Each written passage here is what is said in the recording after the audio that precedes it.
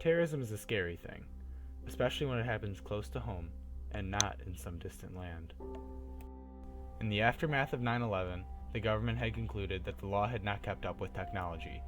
In response, the government created the Terrorist Surveillance Program to intercept communications from Al-Qaeda. The government had concluded that if the program was in place before 9/11, the attacks could have been stopped. But soon the new government powers were being used to prove guilt by association.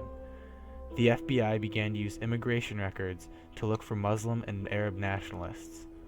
Over 5,000 were interrogated and 3,000 were held in military detention. All of this to stop not a single terrorist in what seems to be the biggest case of racial profiling since World War II.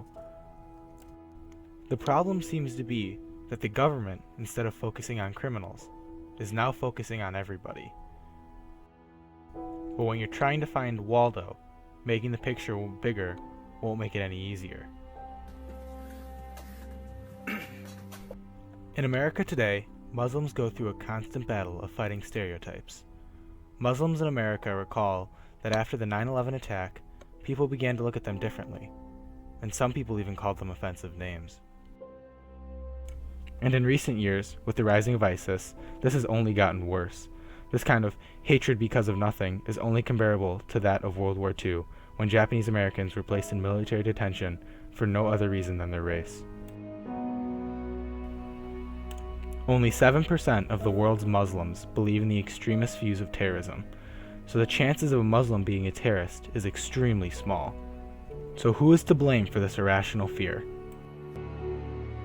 Well, it's human nature to resist something that we're unfamiliar or scared of, but the government's handling of the situation has only increased our fears, while at the same time not increasing security by any means. These two factors combined have come to form our irrational fear.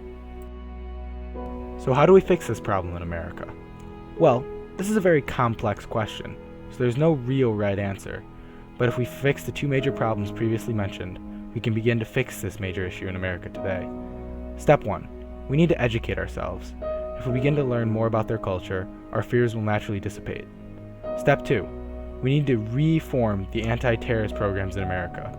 As mentioned before, the anti-terrorist programs in America are based off of immigration records and not actual threats. If we can reverse this statement, then the program will be fixed. This is not going to be an easy problem to fix, but with good effort, we remove the Muslim stereotype in America today. Use the hashtag #EndTheFear to show your support today on social media.